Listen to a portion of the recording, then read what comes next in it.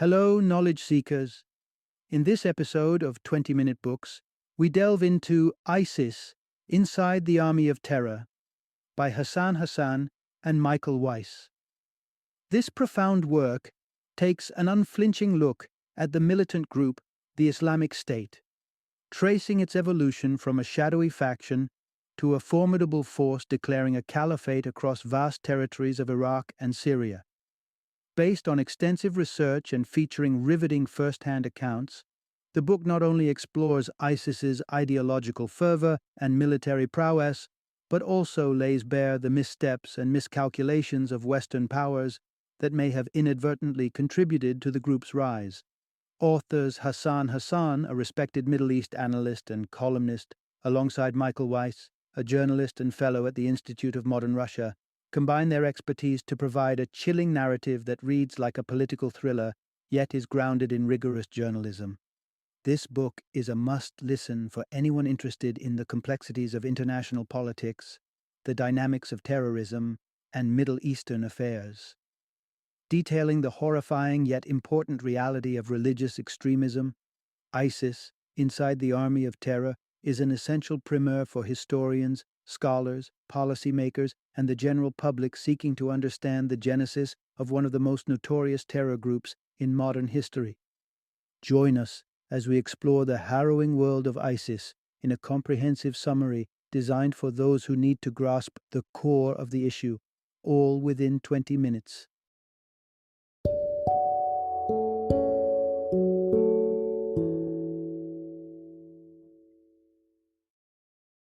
ISIS Inside the Army of Terror. Introduction: Unraveling the origins of ISIS and its global threat.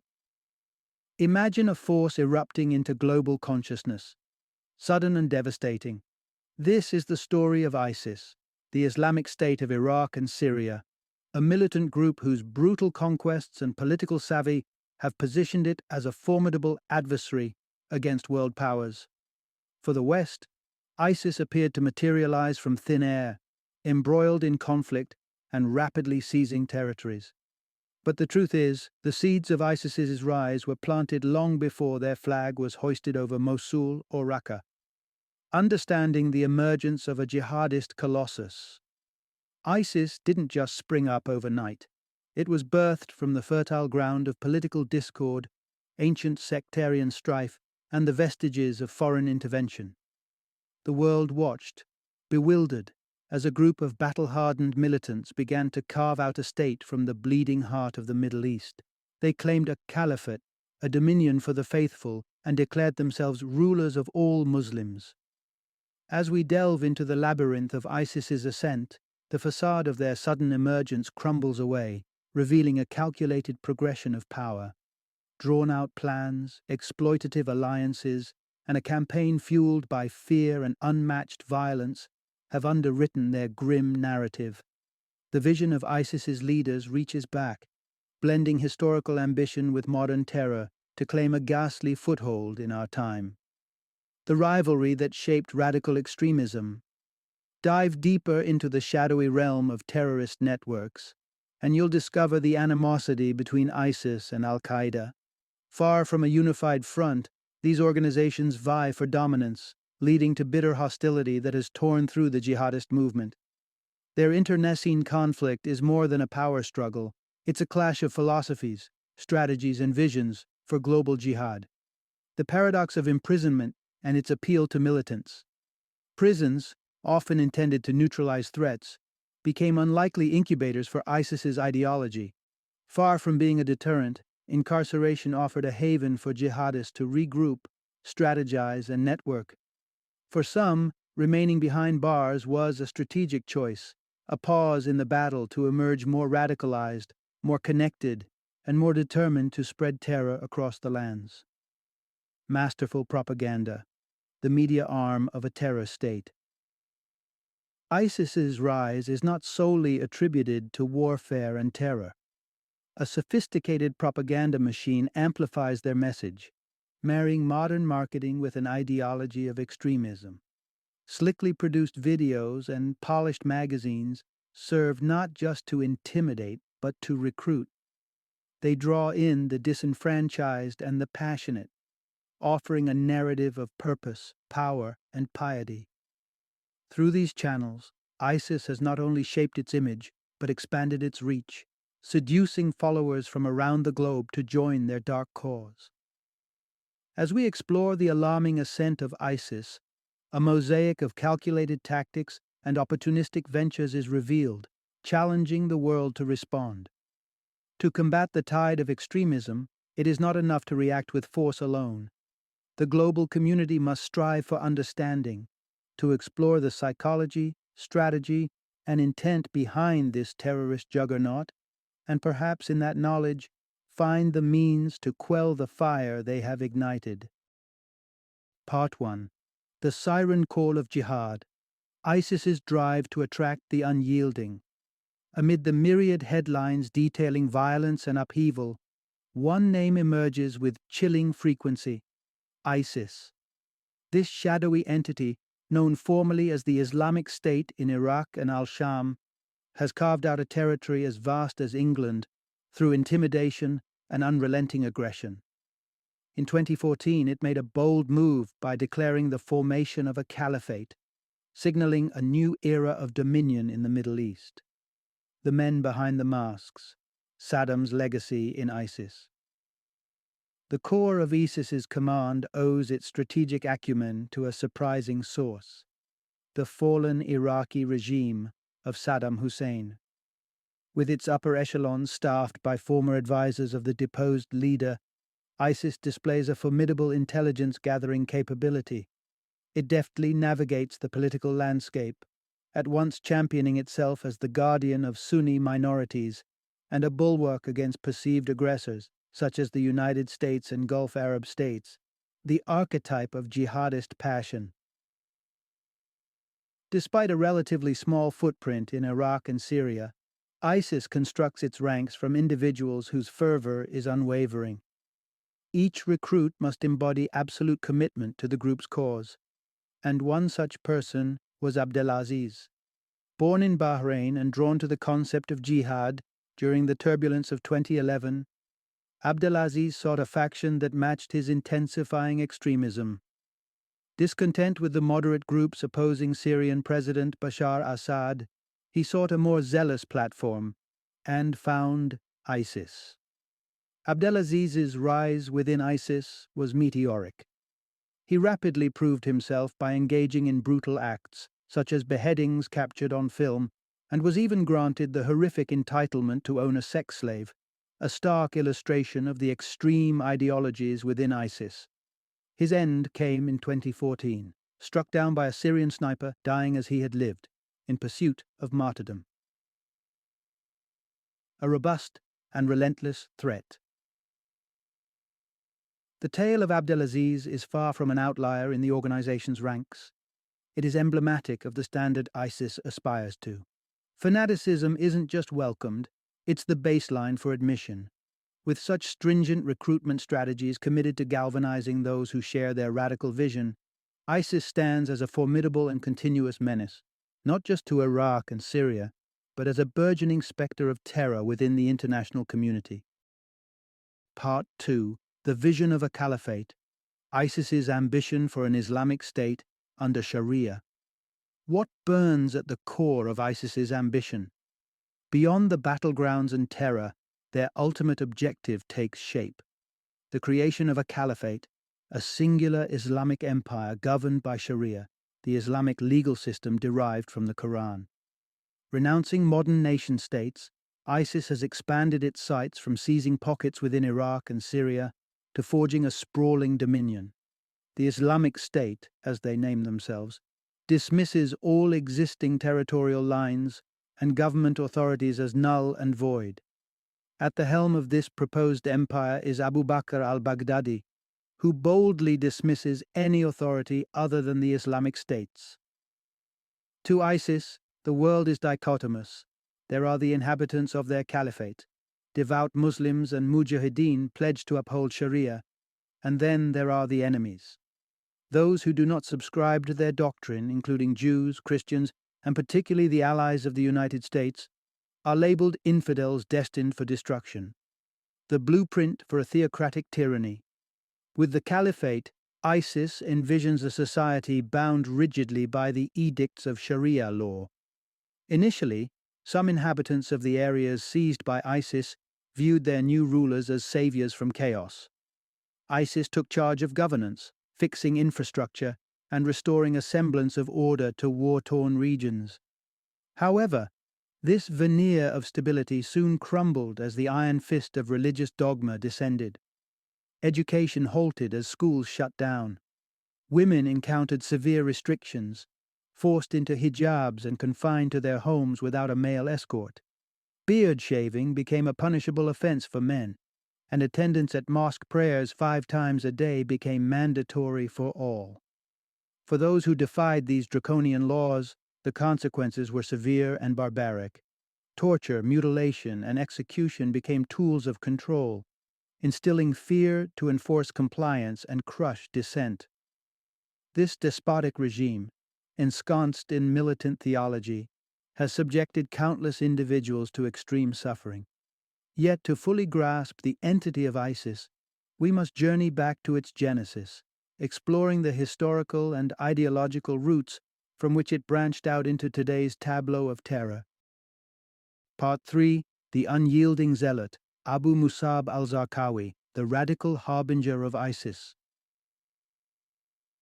To fathom the rise of ISIS, we must trace its roots back to a singular pivotal figure, Abu Musab al-Zarqawi, the architect of the jihadist ambitions that would later shape this extremist organization.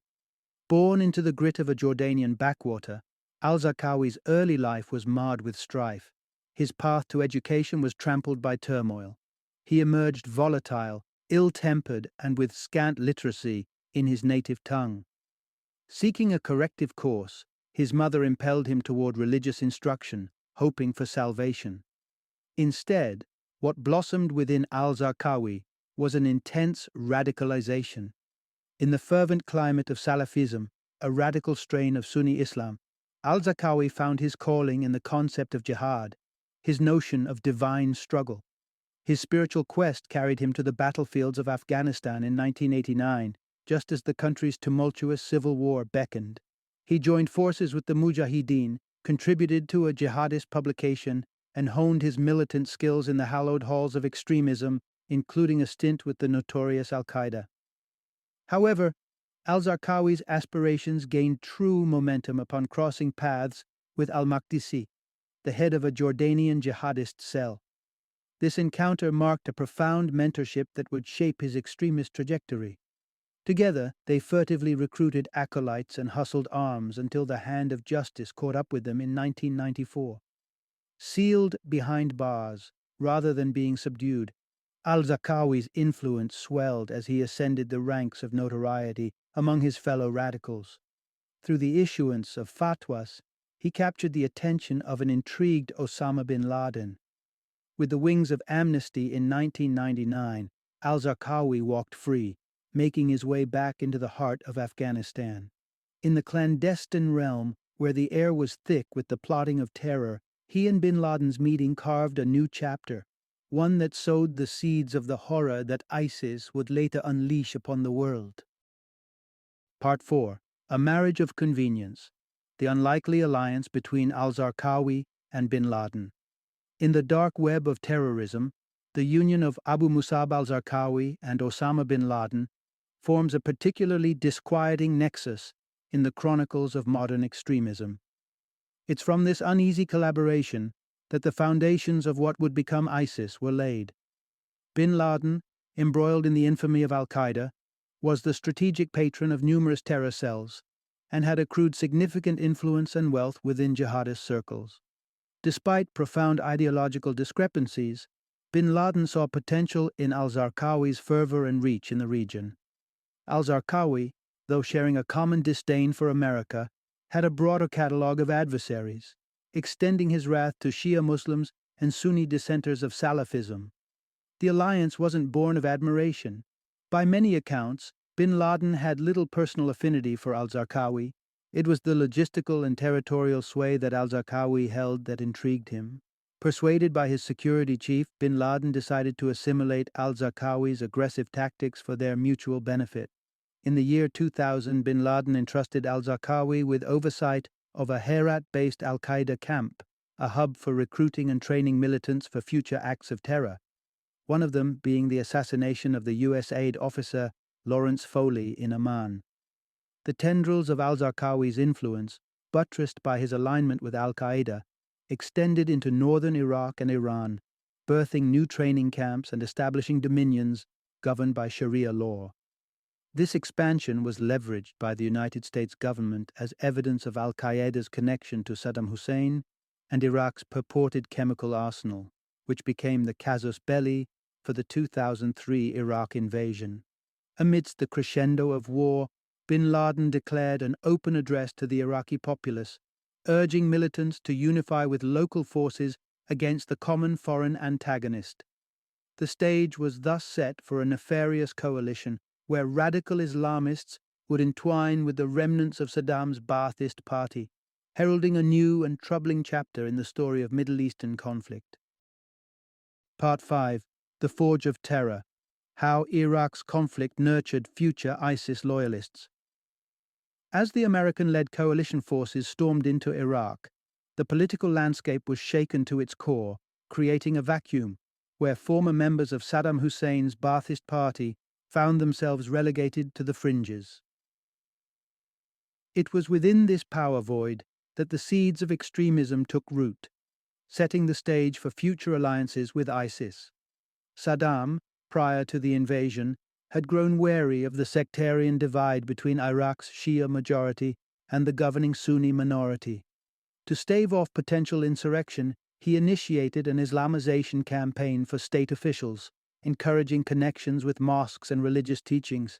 Ironically, these overtures nudged the secular Baathists towards Salafism, embedding them deeper into Sunni Islamic heritage and exposing them to radical ideologies. When democracy supplanted autocracy in the invasion's aftermath, the Shias emerged as the dominant power, leaving Sunnis and Baathists politically sidelined due to the de-Baathification process. Displaced and disgruntled, they gravitated towards the burgeoning militant groups eager to weaponize their discontent. Al-Qaeda, and particularly al-Zarqawi, recognized the potential in these disaffected souls. With strategic acumen, he orchestrated a swift and chilling campaign of violence. Starting in 2003, he masterminded consecutive bombings in Baghdad, targeting the Jordanian embassy and the United Nations headquarters, catapulting his faction to the forefront of global notoriety. Despite comprising only a fraction of identified terrorists, al-Zarqawi's followers were responsible for a disproportionate amount of violence, dominating media headlines and sowing terror in the hearts of many.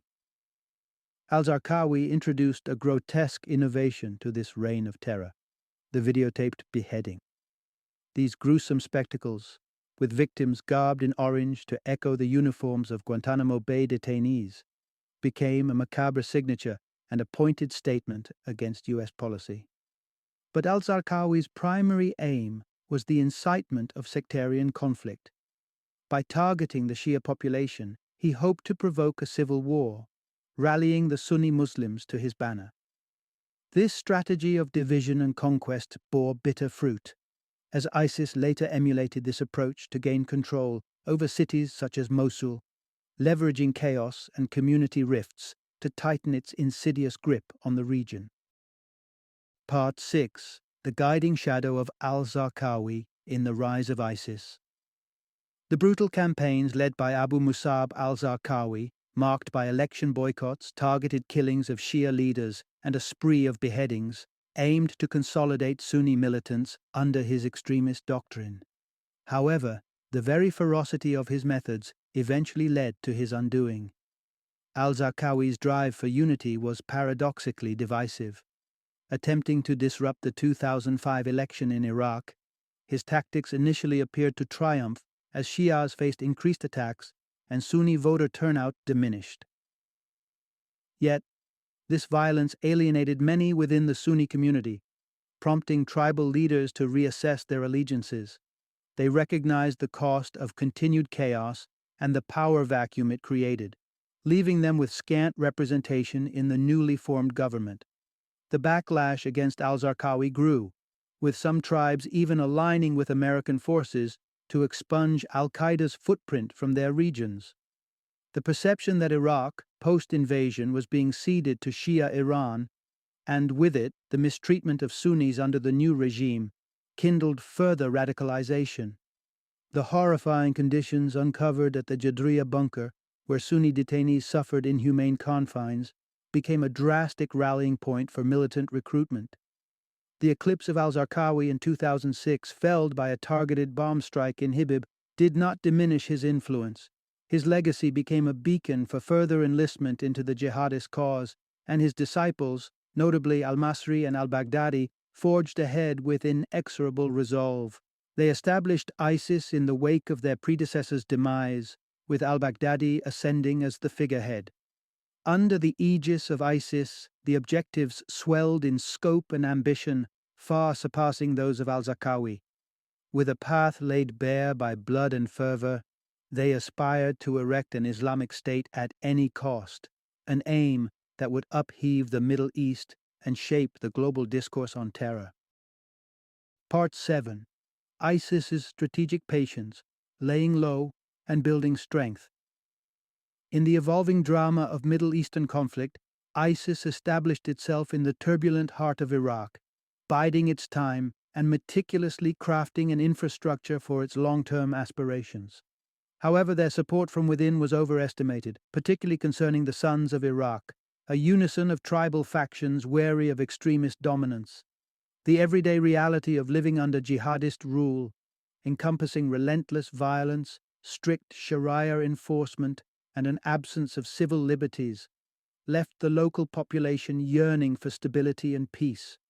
Disillusioned, many Iraqis openly defied ISIS, yearning for the comparatively safer haven provided by the remaining US troops.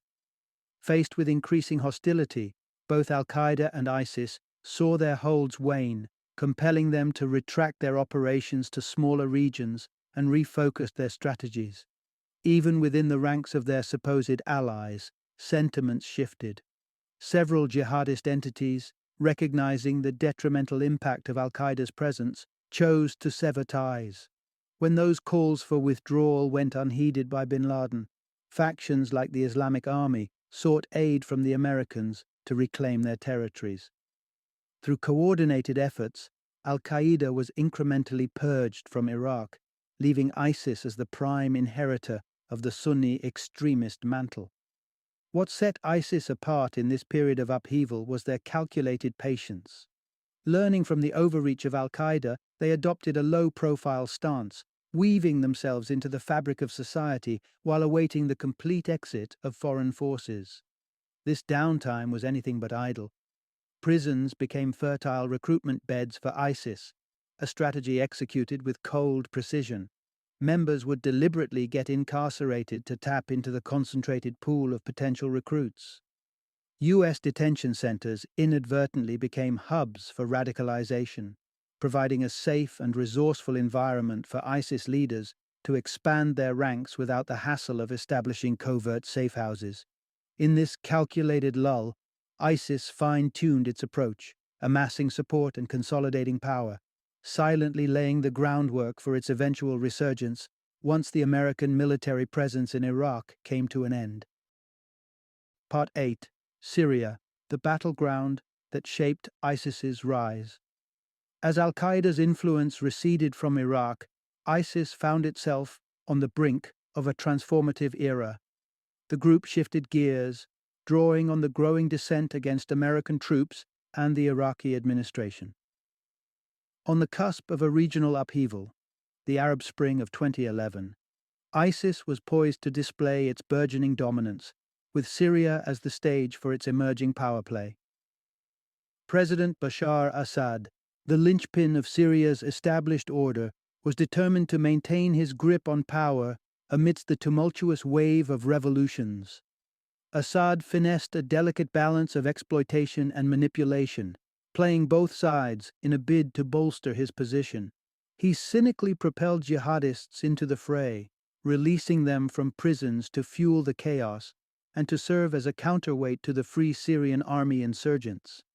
Simultaneously, he appealed to the United States, positioning his regime as a bulwark against the creeping ISIS threat, cunningly lobbying for aid in combating terrorism. In this convoluted chess game, ISIS seized the moment to distinguish itself from its past affiliations. A schism with al-Qaeda brewing beneath the surface became irrevocable. The divergence in ideology and strategy had grown too profound by 2014, rendering any reconciliation untenable. Despite the desperate interventions of Ayman al-Zawahiri, bin Laden's successor, and a once venerated figure within both factions, the infighting became lethal, with al-Nusra front combatants, al-Qaeda's Syrian contingent, and ISIS operatives engaging in a deadly power struggle. The fallout resulted in a significant number of al-Qaeda defectors, swelling the ranks of ISIS, tipping the scales further in favor of the Islamic State's ambitions. The ascent of ISIS cannot solely be attributed to shifting alliances or the leveraging of geopolitical chaos.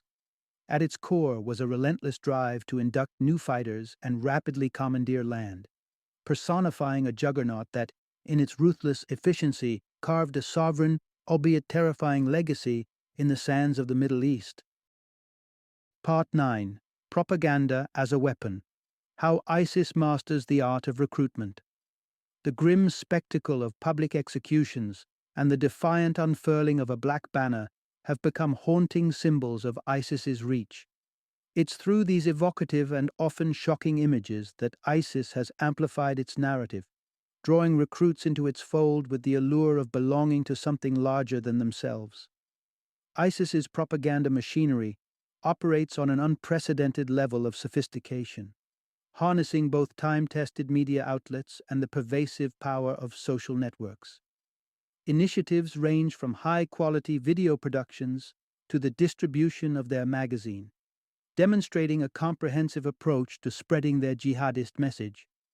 The group's propaganda, disseminated through platforms like Facebook, Twitter, and Zello, ensures a constant presence in the digital lives of potential recruits. This around-the-clock access to radical sermons and militant diatribes has undoubtedly played a role in the swelling of ISIS's ranks. Interestingly, the profile of ISIS recruits varies widely, from ideologically driven extremists to opportunists, from restless youth to seasoned militants. What sets ISIS apart is not just its own media prowess, but also the inadvertent amplification provided by Western news coverage. The relentless focus on ISIS's brutal tactics has unintentionally served to glamorize the group's exploits to those susceptible to its message. While it might be presumed that the majority of ISIS members come from regions close to its epicenter of activity, its clarion call of jihad has echoed through the streets of Western cities as well. Disenchanted individuals, largely young men who perceive themselves as warriors in a battle against subjugation, find purpose in the narrative of ISIS. From European nations like the United Kingdom and Belgium, a significant fraction, over 18%, of young ISIS recruits originate. Enticed by the promise of fighting in a heroic conflict, more and more young people journey to Syria, emboldened by the prospect of joining the ranks of an allegedly invincible caliphate. Part 10. Calculated Conquest. ISIS's chessboard of territorial domination. Beyond the flurry of media furor and propagandist outreach, ISIS's strategic prowess in claiming and governing swathes of territory is a key pillar of its daunting presence. Let's peel back the layers of their ground offensive, revealing a sophisticated blend of patient planning and shrewd manipulation. Strategic tribal alliances. Central to ISIS's influence on the Syrian front was an acute understanding of the local tribal dynamics, a nuance that President Bashar Assad had notoriously overlooked. Tribal affiliations in Syria are a linchpin of social and political power. By sidelining these pivotal groups, Assad eroded his foothold. In contrast, ISIS courted the tribes, recognizing their potential as instrumental allies in establishing a sprawling Islamic state. The approach was straightforward, yet effective. Offer young tribal leaders economic incentives, such as access to lucrative oil resources, and promise to shield them from the encroaching dangers of war. With their leaders convinced, ISIS found it easier to enlist the allegiance of entire tribes, ensuring a smoother assimilation of critical regions like Deir ez-Zor, adjacent to Iraq. Sleeper cells and starvation. But the conquests of ISIS are not due to tribal alliances alone. The organization covertly embeds sleeper cells within enemy ranks, biding time until the signal is given to wreak havoc from within. These covert ISIS sympathizers, masquerading as fighters for the Free Syrian Army or al-Qaeda affiliates, pledge their unwavering loyalty to the Islamic State's cause up to their dying breath. This inside-out strategy was instrumental in the capture of key cities. Mosul in Iraq and al-Bab in Syria both fell victim to this Trojan horse style of warfare. ISIS laid siege, employing starvation to weaken resistance. Then, in a calculated move, sleeper agents assassinated opposition leaders, just as ISIS's uniformed forces launched their offensive, enabling them to seize control with a mix of surprise, subterfuge, and raw force. ISIS thus unfurls its campaign across the Middle Eastern tapestry with shrewd, ruthless efficiency. By understanding local structures, orchestrating internal coups, and leveraging guerrilla tactics, ISIS has continued to expand its domain, perfecting the art of conquest through strategic acumen and an unnervingly patient resolve. Part 11. Navigating in the Dark. America's missteps in contending with ISIS. Commencing over a decade in the past, the United States military foray into Iraq set the stage for escalating sectarian strife. What sparked a fierce regional conflict was not just a power vacuum, but also a profound misunderstanding of the Middle East's intricate social fabric.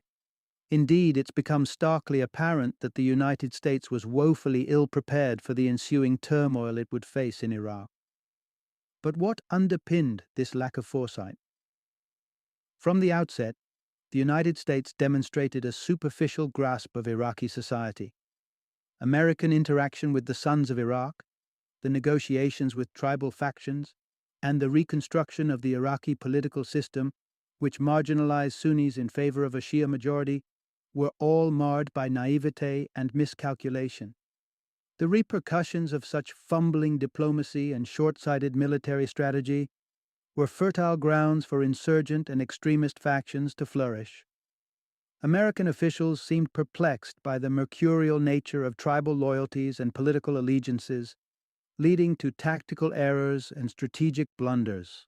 The situation only grew more convoluted with the disintegration of Syria.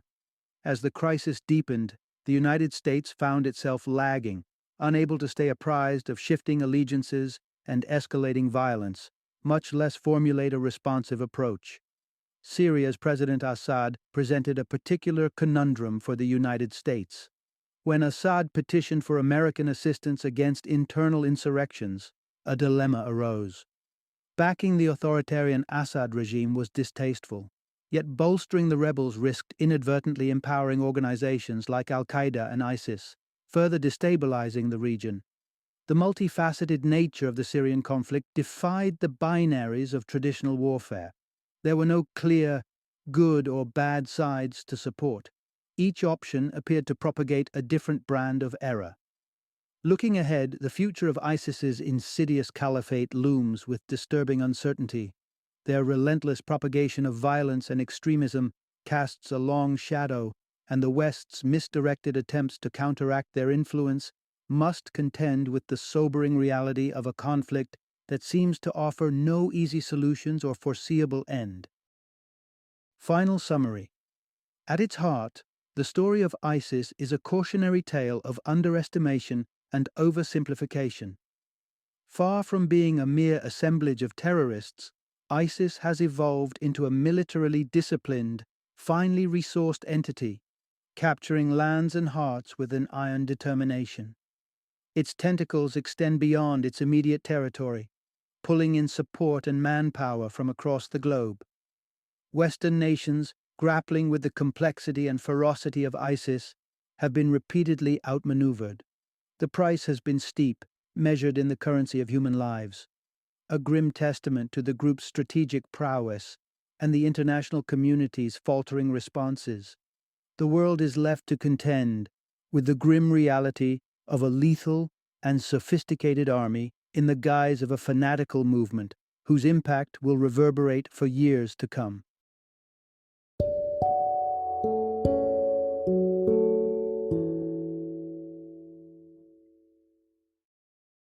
Thank you for joining me today on this journey of learning and discovery as we explored the insights of another thought-provoking book in our growing library of knowledge. If you've enjoyed our time together, please take a moment to follow our podcast, give us a 5-star rating, and share 20-minute books with other knowledge seekers.